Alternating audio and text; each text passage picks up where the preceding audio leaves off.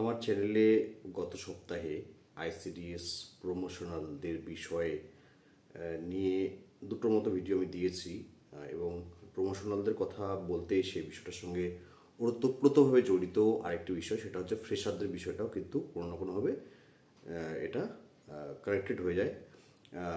হাইকোর্টের যে রায়, যেটা প্রমোশনালদের ক্ষেত্রে বা প্রমোশনের ক্ষেত্রে ছিল, সেটা নিয়ে যেমন আলোচনা করা হয়েছে, ঠিক তেমনই অন্যান্য বিষয়গুলো যতটুকু আমি আমার এই ছোট্ট নলেজে আমার পক্ষে সম্ভব আমি আলোচনা করেছিলাম। তো অনেকের অনেক ধরনের মতামত কমেন্ট সেকশনে পেয়েছি। এবার সেই কমেন্টগুলোর উত্তর দেওয়া হয়ে ওঠেনি। এবার কিছু কিছু বিষয় এতটাই ক্রিটিক্যাল রয়েছে যে সেগুলো আমার পক্ষে হয়তো উত্তর দেওয়া সম্ভব হবে না। তবুও আমি চেষ্টা করছি যে কার কী মতামত ছিল সেগুলো তোমাদের সঙ্গে শেয়ার করার। প্রথমত একজন দিদি সুস্মিতা মণ্ডল, তার কমেন্ট সেটা হলো যে সেন্ট্রাল রুল 50% সংরক্ষণ চালু হয়েছে 2015 সাল থেকে। তার আগে হচ্ছে 75:25 এই রেশিওতে নিয়োগ হতো, অর্থাৎ প্রমোশনদের ক্ষেত্রে কথা বলছি। তাহলে 3,458 ভ্যাকেন্সি, সেটা 2015 সালের পরের 20 বছর ফ্রেশারদের কোনো এক্সাম হয়নি, সেই ভ্যাকেন্সিগুলো কোথায় গেল? আর এর সাথেই হচ্ছে প্রমোশনালদের যে সিলেকশন রুলের ক্ষেত্রে সেন্ট্রাল রুল অনুযায়ী কোয়ালিফিকেশনের 10 years experience and graduation pass follow করা হয়নি। আর আরেকটা হচ্ছে তৃতীয়ত হচ্ছে ওয়েস্ট বেঙ্গলের ক্ষেত্রে, ওয়েস্ট বেঙ্গলে আইসিডিএস কেবলমাত্র সিএসএস প্রজেক্ট নয়, অর্থাৎ সেন্ট্রাল স্টেট যে এটা প্রজেক্ট নয়, অন্য রাজ্যগুলোর মতো এখানে সুপারভাইজার সিডিপিওরা কেবলমাত্র প্রজেক্ট অফিসার নয়, বরং রাজ্য সরকারের কর্মচারী। হ্যাঁ, এটা একদম ঠিক কথা। এখন তো কেন্দ্র স্যালারি পার্সেন্টেজটাও দেয় না। এখানে রাজ্য সেন্ট্রাল রুল মানতে বাধ্য নয়। এই গ্রাউন্ডে 2004 সালে সুপ্রিম কোর্টে সুপারভাইজার টু সিডিপিও প্রমোশনের যে কেস হয়েছিল, সেখানে রাজ্য জিতে গিয়েছে। রাজ্যের ভুলের জন্য প্রমোশনাল এবং ফ্রেশার দুই পক্ষই বঞ্চনার শিকার। একদম কতগুলো বেশ ভালো ভালো পয়েন্ট। অ্যাকচুয়ালি দেখো, এখানে আমি প্রথমতেই স্বীকার করে নিচ্ছি যে 2015 সালের আগে কি রুলস ছিল প্রমোশনের ক্ষেত্রে ওয়ার্কার টু সুপারভাইজার, সেটা আমার জানা নেই। আমি কমেন্ট থেকে, তোমরা যদি আমার প্রিভিয়াস ভিডিওটা দেখো, যেটা 50% সংরক্ষণ হাইকোর্টের রায়, এই বিষয়ে যে ভিডিওটা ছিল তোমাদের, সেখানে তোমরা যদি কমেন্টগুলো দেখে থাকো তাহলে এটা সেখানে পেয়ে যাবে। তো সেটাই আমি তোমাদের সামনে তুলে ধরলাম। এবার ব্যাপারটা হচ্ছে যে 10 ইয়ার্স যে এক্সপিরিয়েন্স এবং গ্রাজুয়েশন, সেই নিয়মটা ফলো করা হয়েছে এরকমই উত্তর পাওয়া গিয়েছে। আর 20 বছর ধরে প্রমোশনালদের ক্ষেত্রেও কোনো নিয়োগ হয়নি। 1998-এ লাস্ট নিয়োগ হয়েছে, যেটা আমরা প্রিভিয়াসলি জানতে পেরেছি। 10 ইয়ার এক্সপিরিয়েন্স অ্যান্ড গ্র্যাজুয়েশন, সব রুলস একদম সঠিকভাবেই মানা হয়েছে। আর আইসিডিএস স্যালারি অ্যান্ড অন্যান্য ক্ষেত্রেও সেন্ট্রালি বেশি টাকা দেয়। হ্যাঁ, আইসিডিএসের ওয়ার্কার হেল্পারদের ক্ষেত্রে টাকা সেন্ট্রাল এর পার্ট থাকে ঠিকই, কিন্তু তোমরা নিঃসন্দেহে জানো যে এই যে সিডিপিও, সেটা হচ্ছে একটা ডাব্লিউবিসিএস এর খুব সম্ভবত খুব সম্ভবত একটা গ্রুপ এ লেভেল পোস্ট বা বি লেভেল তো নয়, group A level post maybe. B লেভেলটা হচ্ছে পুলিশ সার্ভিস থাকে। আর সুপারভাইজারদের নিয়োগ তো পিএসসি মিসলেনিয়াসই করে, তো রাজ্য সরকারই করছে। আর এসিডিপিওর নিয়োগটা সেটা হচ্ছে পিএসসি মিসলেনিয়াস আগে করতো। তো যেটা দেখা যাচ্ছে যে সুপারভাইজার, এসসিডিপিও, সিডিপিও, এই যে এনারা যারা রয়েছেন ডেজিগনেটেড পার্সন, তারা রাজ্য সরকারের কর্মচারী। এদের বেতন কোনোভাবেই কেন্দ্র সরকার দেয় না। আইসিডিএসটা একটা জয়েন্ট ভেঞ্চার, এখানে কেন্দ্র এবং রাজ্য উভয় এর বেতনই থাকে। তো এখন দেখো, এই বিষয়গুলো যেগুলো রয়েছে, যে নিয়ম ফলো করা হয়েছে হয়নি, এগুলো বিষয় তো একদম সেপারেট বিষয়, নিঃসন্দেহে হয়েছে, যেহেতু রুলসে বলা ছিল। আর 20 ইয়ার্স না তো প্রমোশনালদের পরীক্ষা হয়েছে, না হচ্ছে ফ্রেশারদের পরীক্ষা হয়েছে। অনেক দিন পরে এই পরীক্ষা হয়েছে। এখন এমন একটা মুহূর্তে এই প্রমোশনাল ক্যান্ডিডেট এবং ফ্রেশার ক্যান্ডিডেট এমন একটা মুহূর্তে দাঁড়িয়ে আছে যেখানে ফ্রেশারদের রেজাল্ট অনেক আগে বেরিয়ে গেছে, 2900 জনের রেজাল্ট বেরিয়ে গেছে, প্রমোশনালদের ক্ষেত্রে 400 জনের রেজাল্ট বেরিয়ে গেছে, কিন্তু দেখো জয়নিংটাই হতে পারছে না। কারণ এখানে কোথাও না কোথাও গিয়ে একটা তো বড় ভুল হয়েইছে, এটা তো আমরা সকলেই এখন জানি। এখন এই ভুলটাই কীভাবে সামাল দেওয়া যাবে, কীভাবে সামাল দেবে, এটা তো ডিপার্টমেন্ট সবটাই বুঝবে। এবার এটা নিঃসন্দেহে তারা এটা নিয়ে ভাবনা চিন্তা করছেন, কারণ সেখানে অনেক ডেজিগনেটেড পার্সনরা বসে রয়েছেন। তো নিঃসন্দেহে তারা এটা নিয়ে চিন্তাভাবনা করছেন। হয়তো ইলেকশনের জন্য এই প্রসেসটা আরও অনেকটা পিছিয়ে গিয়েছে, 6 মাস এক্সট্রা পিছিয়ে গেছে ইলেকশনের জন্য, না হলে হয়তো এটার একটা সমাধান হয়তো এতদিনে পাওয়া যেত। এবার অনেকে যেটা প্রমোশনালদের ক্ষেত্রে, প্রমোশনাল যারা আছে অনেকেই প্রশ্ন করেছে, আমি আমার মতো করে চেষ্টা করছি উত্তর দেওয়ার। অনেকে প্রশ্ন করেছে যে তাহলে কি নতুন করে আরও প্রমোশনালদের নিয়োগের পরীক্ষা হবে? দেখো ব্যাপারটা হলো যে প্রমোশনালদের পরীক্ষা, নিয়োগের পরীক্ষা অলরেডি হয়েছে, নিয়োগের পরীক্ষা অলরেডি হয়েছে। কিন্তু যদি 50%-এর ব্যাপারটাতে যদি নতুন করে পোস্ট ক্রিয়েশন হয়, কারণ কমেন্ট থেকেই জানতে পারছি এবং নিজস্ব মতামত থেকে আমি এটুকু বলতে পারি যে আরও নতুন পোস্ট ক্রিয়েটেড হয়েছে। এবার সেই সংখ্যাটা যদি 1700 এর আশেপাশে বা 1700 ক্রস করে যায়, তাহলে নিঃসন্দেহে আরও নতুন করে কিছু ওয়ার্কার যারা এই পরীক্ষায় শেষ ধাপ পর্যন্ত বা তার আগের ধাপ পর্যন্ত আসতে পারেনি, তারা নিঃসন্দেহে সুযোগ পাবে। এবার সেটা কিভাবে হবে, নতুন করে পরীক্ষা হবে কি হবে না, এটা কিন্তু তোমরাই বেশি ভালো জানো আমাদের থেকে, কারণ তোমরা ডিপার্টমেন্টে রয়েছো, তোমাদের কাছে খবরাখবর রয়েছে, তোমাদের কেউ না কেউ নেতৃত্ব দিচ্ছে, অথবা তোমরা নিজেরাই নিজেদের নেতৃত্ব দিচ্ছ। তোমাদের কিন্তু একটা বড় মানে রিচ রয়েছে, একদম বড় জায়গা পর্যন্ত তোমাদের রিচ রয়েছে, কারণ এটা তোমার ডিপার্টমেন্টাল বিষয়।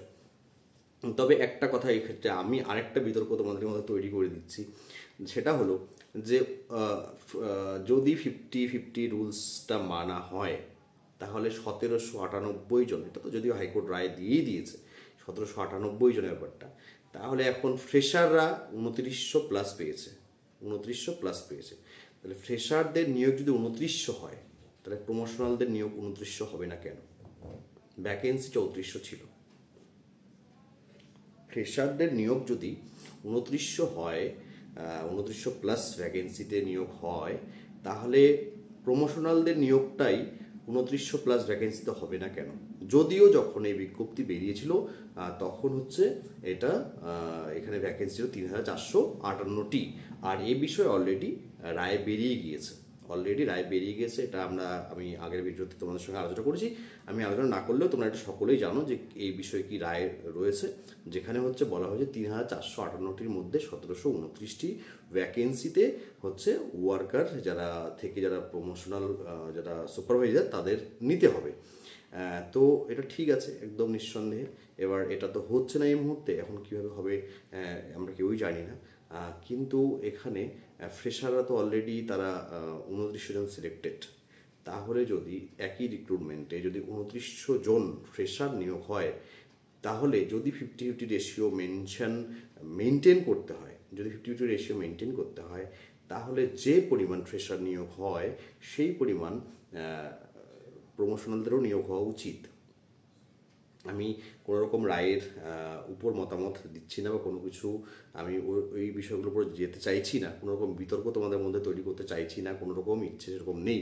বাট আমি আমার কথা বলতে বলতেই এই জিনিসটা হঠাৎ করে মাথায় এলো এবং সেটা আমি বললাম, যদিও এই বিষয়ে অলরেডি রায় বেরিয়ে গিয়েছে। এবার যদি ওয়ার্কারদের ক্ষেত্রে আরও নিয়োগ করতে হয়, হয়তো নিয়োগ তো করতেই হবে, কারণ একটা রায় অলরেডি বেরিয়ে গিয়েছে, সেক্ষেত্রে কেবলমাত্র 1152 জন পার্সোনালিটি টেস্ট বা ইন্টারভিউ ফেস করেছিল।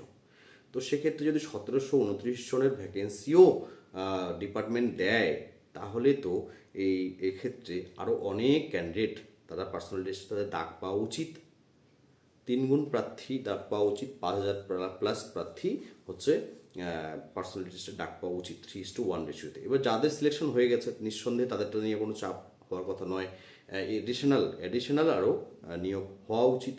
সেক্ষেত্রে এটা এক্সপেক্টেড যে নতুন করে পরীক্ষা হওয়ার একটা সম্ভাবনা থাকে, কিন্তু ব্যাপারটা হলো এই যে নতুন করে যে পরীক্ষা হবে, এবার 2019 সালের নিয়োগ এটা হয়েছে, এবার হচ্ছে তারপরে অনেকের আবার এক্সপিরিয়েন্স কমপ্লিট হয়ে গিয়েছে, 10 ইয়ার্স এক্সপিরিয়েন্স অ্যান্ড গ্র্যাজুয়েশন, এই যে ক্রাইটেরিয়া এটা কমপ্লিট হয়ে গিয়েছে। সেক্ষেত্রে 2019 সালের পরে যারা 10 ইয়ার্স কমপ্লিট করেছে বা যাদের গ্র্যাজুয়েশন আছে, অর্থাৎ এই এলিজিবিলিটি যারা ফুলফিল করেছে, তারাও এই নিয়োগে আসবে কিনা সেটাও একটা বড় প্রশ্ন। আমরা দেখেছি যে রিসেন্টলি যেটা হাইকোর্টে, যেটা 2016 সালে এসএসসি নিয়ে যেটা হলো, এরকম একটা রায় প্রথমে বেরিয়েছিল যে যারা হচ্ছে ওই প্যানেলে ছিল কেবলমাত্র তারাই আবার পরীক্ষা দেবে, তাদের তাদের সমস্ত বিষয়গুলি আবার দেখা হবে। তো এক্ষেত্রে সেটা তো যদিও প্যানেল হয়েই গিয়েছিল, এক্ষেত্রে হচ্ছে যে যদি 1729 জনকে নিয়োগ করতে হয়, তাহলে আরও, আমি আশা করছি তাহলে আরও লিখিত পরীক্ষা হয়তো তারা নেবেন, লিখিত পরীক্ষা হয়তো তারা নেবেন, অথবা আরও সংক্ষিপ্ত পদ্ধতির মধ্য দিয়ে, যদিও সংক্ষিপ্ত পদ্ধতি হওয়া উচিত নয়, বাঞ্ছনীয় নয়, নিয়মের মধ্য দিয়ে, প্রসেসের মধ্য দিয়ে তাদের যেতে হবে, তাহলে সেক্ষেত্রে কিন্তু আরও প্রচুর পরিমাণ ওয়ার্কার তারা সুযোগ পাবেন ইন্টারভিউতে বসার এবং সিলেকশন পাওয়ার। এখন কেবলমাত্র 409 জন হয়েছে, তো 1729 জন হওয়ার অর্থ হচ্ছে আরও প্রায় 3 গুণ বর্তমানের থেকে আরও 3x অ্যাড হবে, অ্যাড হয়ে একটা বড় সংখ্যার একটা নিয়োগ আইসিডিএসে হবে। আর ব্যাপারটা হচ্ছে এটা কবে হবে এই বিষয়ে কিন্তু কেউই আমরা জানি না। আমি এটা বলবো, ফ্রেশারদেরও বলবো যেমন, ঠিক তেমন রেগুলার যারা প্রমোশনাল রয়েছে তাদেরও এটাই বলবো যে এই বিষয়ে কিন্তু তোমাদের এখানে লেগে থাকাটা প্রচুর পরিমাণে দরকার। বারবার করে ডিপার্টমেন্টের কাছে, যদিও এই মুহূর্তে ইলেকশন চলছে, বারবার করে বলছি এই মুহূর্তে হয়তো এগুলো সমাধান কোনো কিছুই হবে না, কিন্তু যেটা ব্যাপার হলো যে যদি তোমরা এই ব্যাপারটাকে মানে গা ছাড়া কেউ করো, সকলেরই মানে সম্মিলিতভাবে এই বিষয়টাতে তোমাদের দাবি দাওয়াগুলো পেশ করা উচিত বারংবার করে, যতক্ষণ না পর্যন্ত তোমাদের এই যে তোমাদের দাবি পূরণ হচ্ছে ততক্ষণ পর্যন্ত কিন্তু এই বিষয়টাকে ছাড়া উচিত নয়। এবার হচ্ছে অনেকে আবার এটা বলেছে, অন্য একটা বিষয় সেটা হচ্ছে যে যারা পাস করতে পারলো না তাদের যে তাদের বিষয়টা, অর্থাৎ প্যানেল বা যেটা বলবো যে এই যে ট্যাবুলেশন শিট বলা যেতে পারে, যেটা পিএসসি ফ্রেশারদের ক্ষেত্রে প্রকাশ করেছিল যে কারা পেলো, কততে পেলো, কারা পেলো না, কততে পেলো না। তো কারা পেলো না, কততে পেলো না, এটা পিএসসি এর আগে প্রকাশ করেছে ফ্রেশারদের ক্ষেত্রে, এখনও পর্যন্ত প্রমোশনাল ক্ষেত্রে কিন্তু প্রকাশ করেনি। সেটা প্রকাশ করার একটা সম্ভাবনা রয়েছে, সেটা প্রকাশ হওয়াই উচিত, কারণ তোমরা কি কোথায় দাঁড়িয়ে আছো সেটা তাহলে তোমরা জানতে পারবে। আবার একজন ক্যান্ডিডেট কমেন্ট করেছিল যে এরকমও নাকি ক্যান্ডিডেট রয়েছে প্রমোশনালদের ক্ষেত্রে যাদের পাস লিস্ট বা ফেল লিস্ট কোনো কিছুতে নাম নেই, তো তাদের ক্ষেত্রে কি হবে, তো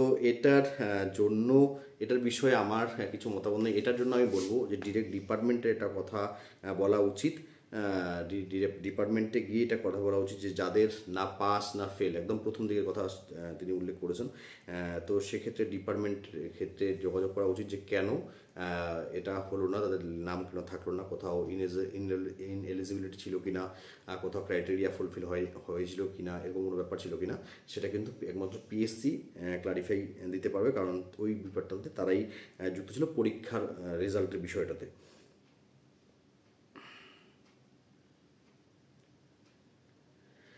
আচ্ছা, আর যেটা বিষয় যে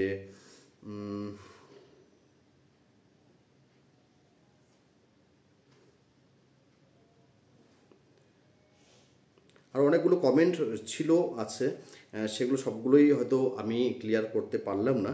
তোমরা আবার তোমাদের মতামত জানাবে এবং তোমাদের বর্তমানে এই মুহূর্তে কী স্ট্যাটাস রয়েছে সেটা যদি সম্ভব হয় সেটা অবশ্যই জানাবে। 2954 জন ফ্রেশারের নোটিফিকেশন থেকে জয়েনিং পর্যন্ত কোথাও যোগাযোগ নেই প্রমোশনালদের সাথে, যদিও ওদের 50% দরকার ছিল, তাহলে প্রমোশনালরা 2954টি সিট দাবি করতে পারতো ডিপার্টমেন্ট থেকে, কিন্তু তা না করে তারা একটা স্বচ্ছ রিক্রুটমেন্টের উপরে কেস করলো। তাদের দাবি 2954 থেকেই 50-50 দিতে হবে, তাহলে এই প্যানেলের বাকি মেয়েগুলো কি সুইসাইড করবে? এটা জোর করে গায়ে গা বাঁধিয়ে ঝগড়া করা বলে। একজন এটা কমেন্ট করেছে, নামটা এখানে স্পষ্ট বোঝা যাচ্ছে না, SRIF1 দিয়ে নামটা রয়েছে, তোমরা আমার ওই আগের ভিডিওটাতে গেলে কমেন্টটা দেখতে পারবে। যাই হোক, এখানে তার মতামতটা তার তার ব্যক্তিগত মতামত সে দিয়েছে। আচ্ছা, তারপরে আরও অনেকগুলো মতামত, অনেকগুলো কমেন্ট ছিল যে আমি শুধুমাত্র কেন আইসিডিএস নিয়ে ভিডিও করছি, অন্য ভিডিও করছি না, সেটা নিয়েও আমাকে একজন বলেছে চ্যানেলের নাম পাল্টে দেওয়া উচিত। স্যার, প্রমোশনের ক্ষেত্রে যারা রিটেনে অল্প মার্কসের জন্য কোয়ালিফাইড নয়, এই 50%-এর বেসিসে তারা কি ইন্টারভিউতে চান্স পেতে পারে? প্লিজ স্যার আপনার মতামত জানাবেন।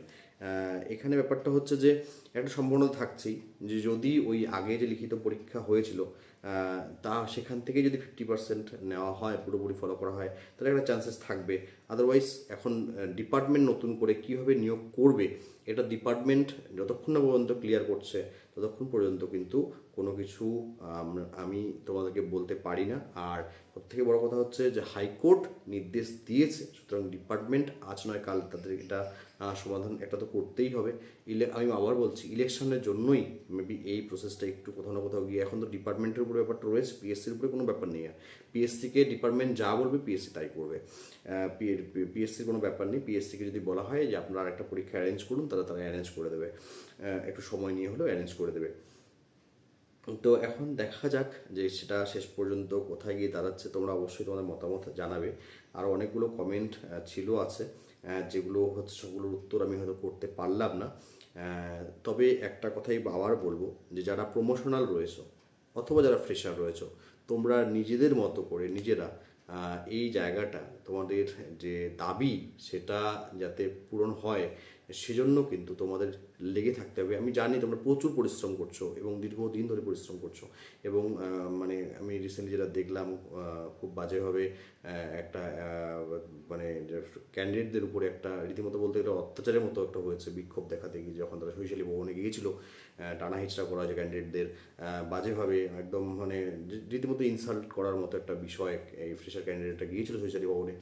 তো এটা সত্যি ভীষণ বাজে একটা বিষয়। যারা চাকরিতে সিলেক্টেড, মানে এতগুলো ধাপ, প্রিলিমিনারি পাস করে, রিটেন এক্সাম পাস করে, পার্সোনাল টেস্ট পাস করে, এবং শুধু পাস নয়, 5 থেকে 6 বছর সময় এবং একটা আশা, চাকরিতে সিলেক্টেড হয়ে গেলে এটা তো আর এর থেকে তো আর বড় কিছু হতে পারে না। তারপরে জয়েনিং না পাওয়া, তো এটা যে কতটা কষ্টের বিষয়, এটা শুধু তারাই মানে বুঝতে পারছে, তারা ছাড়া কেউ এটা বুঝতেই পারবে না।